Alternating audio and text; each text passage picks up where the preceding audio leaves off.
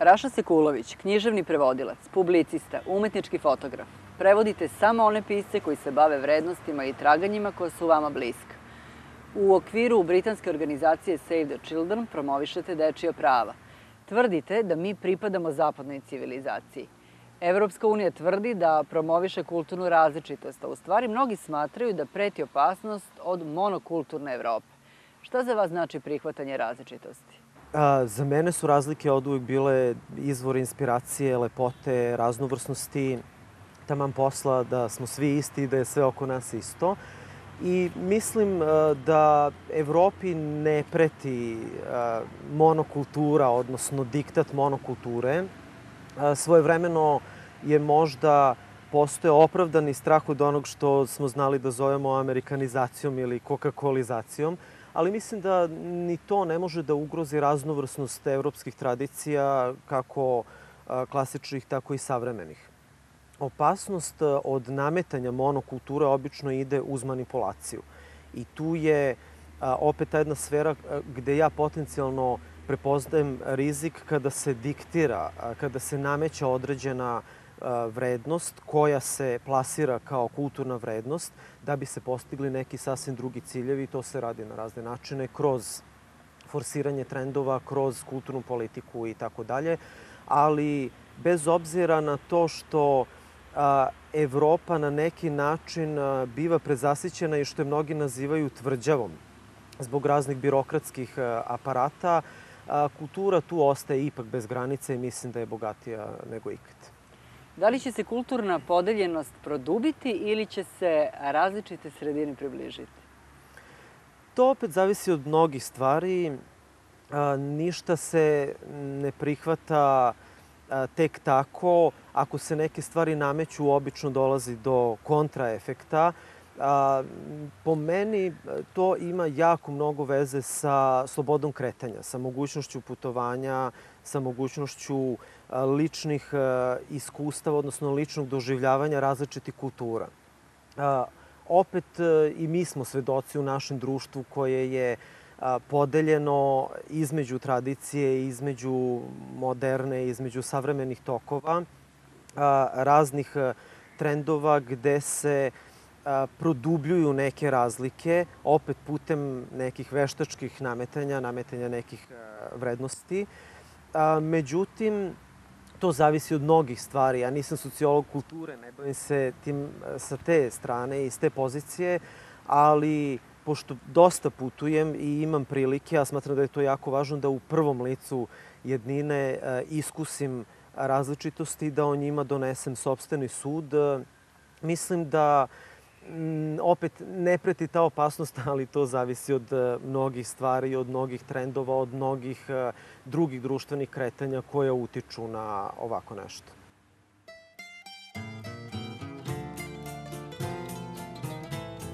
Zemunski gornji grad sa svojom austro-ugarskom atmosferom.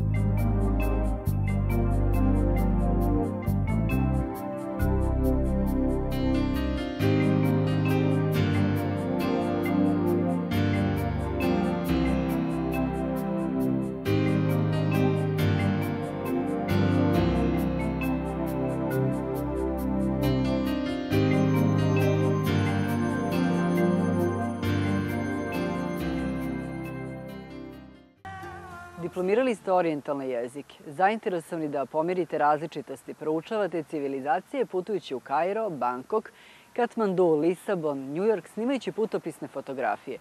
I tu ne odustajete od pomirenja različitosti. Naprotiv, mediji fotografije pruža neograničene mogućnosti za igrarije ovakve vrste.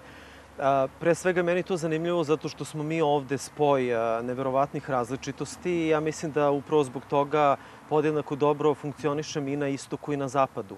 A opet s druge strane, pošto veoma intenzivno putujem, imam potrebu da tu vrstu dokumentovanja različitosti podelim sa ljudima odavde koji nemaju nužno tu istu mogućnost. Naročito me zanimaju različitosti, odnosno prelamanja razna između istoka i zapada, jer smo mi praktično telovljenje ovog susreta istočne i zapadne civilizacije. I opet mislim da kroz putovanje posredstvom medija, fotografija, opet imamo tu mogućnost da premostimo fizičke granice, da budemo u najmanje dve paralelne stvarnosti odjednom. Koje su priče, iskustva i želje ljudi koji žive sa ove i one strane nove zvanične granice, a usred virtualne Evrope? Ono što je meni tu interesantno je da svako misli da je onim drugima bolje.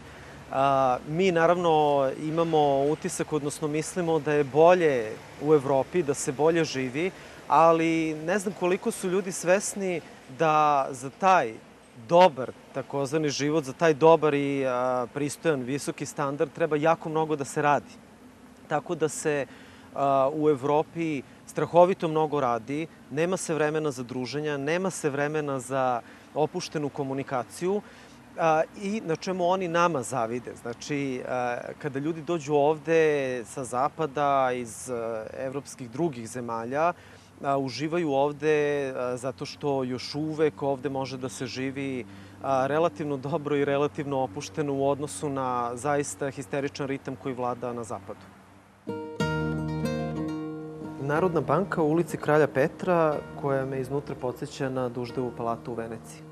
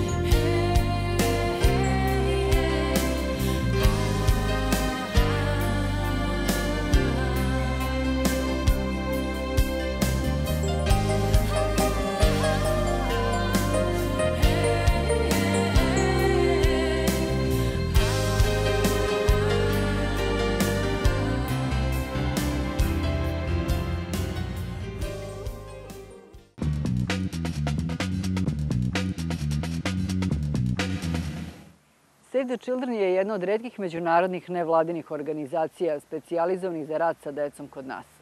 Po čemu se problemi dece ostalih siromašnih zemalja razlikuju od problema dece kod nas? Položaj dece u svakom društvu je uslojen specifičnostima, političkim, društvenim, razvojnim tokovima. Znači, situacija u kojoj su deca kod nas trenutno je uslovljena svim specifičnostima kroz koje je naša zemlja prolazila tokom poslednjih, naročito 15 godina. Naravno, položaj dece kod nas ne može se porediti sa nekim siromašnim zemljama Afrike ili Azije, ali pošto je svakome svoja muka najpreča, takva poređenja i nisu suvisla.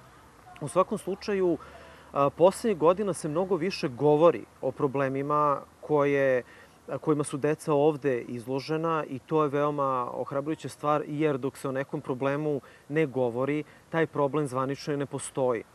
Naravno, deca trpe posledice raspada, oslabljenja raznih službi koje su nadležne da vode brigu o deci Takođe, praktično, deca kod nas nisu imala jedan dan normalnog detinjstva i sada sve te posledice izlaze na površinu i naravno da su veoma drastične i u svemu tome uvek su takozvane marginalizovane grupe najosetljivije.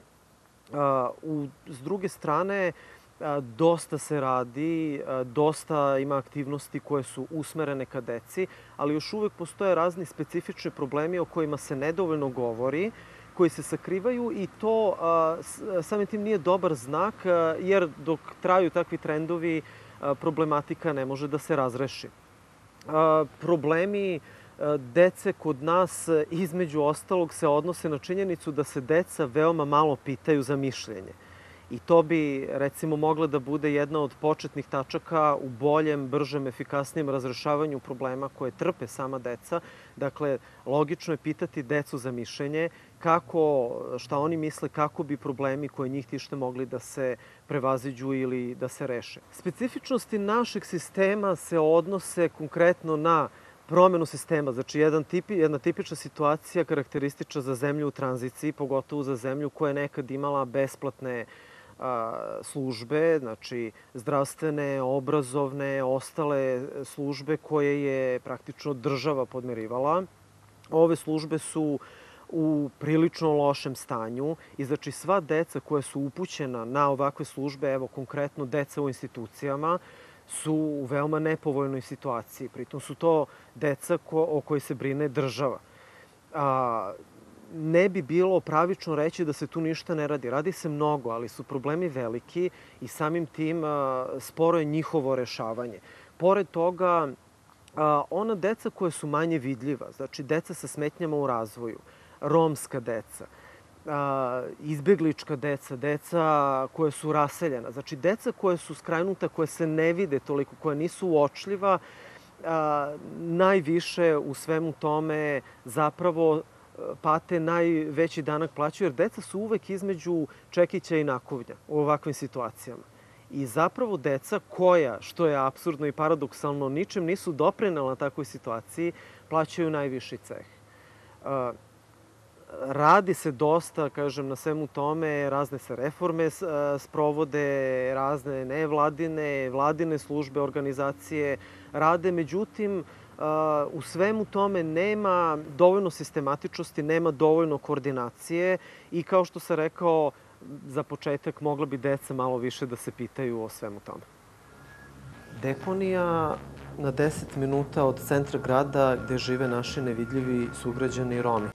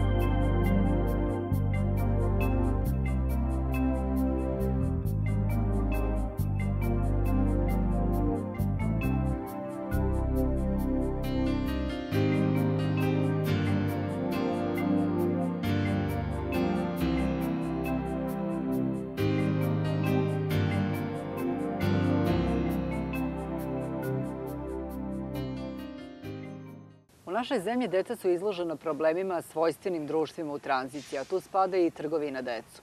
U toj oblasti skrivenost je mnogo veća nego kod ostalih oblika trgovine ljudima.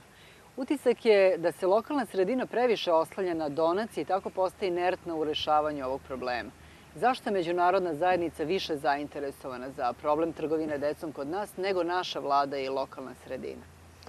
Naprotiv, naša vlada i naša sredina je izuzetno zainteresovana za ovaj problem upravo zbog toga što trgovina decom, uopšte ljudskim bićima, predstavlja jedan od najperfidnijih oblika organizovanog kriminala i između ostalog veoma je teško suočiti se sa ovom problematikom zato što se radi o tajnoj, odnosno skrivenoj i ilegalnoj aktivnosti. Kod nas postoji nacionalni tim za borbu protiv trgovine ljudskim bićima koji ima razne radne grupe. Međutim, ovaj problem ne može da se reši bez sadejstva, odnosno zajedničke akcije međunarodne javnosti i naše javnosti, odnosno naših nadležnih instanci, jer se radi o problemu koji je vezan za kretanje, za migracije, naročito nelegalne migracije.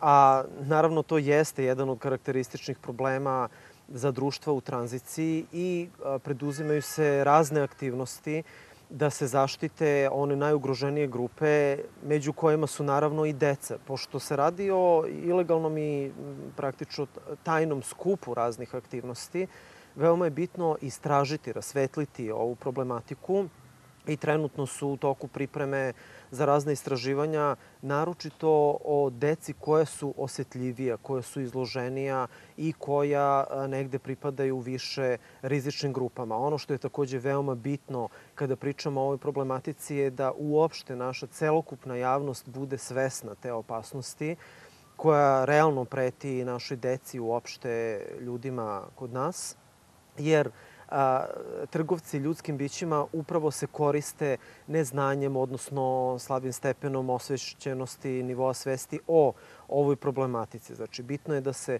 što više o tome govori, da se što više radi, da se organizuju kampanje i naravno razne kampanje jesu u toku i razne aktivnosti se vezano za ovu problematiku i pripremaju. Da li raspolažemo tačnim podacima o broju deca žrtvama trgovine? Nažalost, upravo zbog ovakve prirode ovih kriminalnih aktivnosti teško je doći do pouzdanih podataka. Postoje razne statistike, postoje razni podaci na osnovu kojih se prave procene, ali opet te procene aktivnosti kojima bi trebalo da se suzbije trgovina uopšte ljudskim bićima pa i decom se prave u pravcu mnogo većeg broja nego što je možda to realno, upravo zato da bi se sprečila trgovina ljudskim bićima i decom kod nas. Mi, moram da kažem, smo uglavnom zemlja tranzita, mada jesmo delimično i zemlja porekla i zemlja odredišta, ali nismo toliko zemlja porekla kao neke druge zemlje u našem okruženju, kao što su Rumunija, Moldavija, Albanija i tako dalje, gde je mnogo veći taj problem prisutan u smislu dece koje se baš iz tih zemalja prodaju i onda šalju u zapadne zemlje. I upravo zbog toga je zainteresovanost međunarodne zajednice velika, jer ta deca obično završavaju u zemljama zapadne Evrope i ako se te zemlje više ne angažuju na ukidanju, odnosno suzbijanju ovakvog tržišta, odnosno ovakve sumanute i perfidne potrebe i potražnje, onda ova problematika ne može efikasno da se reši. Dorćolska padina koja još uvek čuva duh starog Beograda.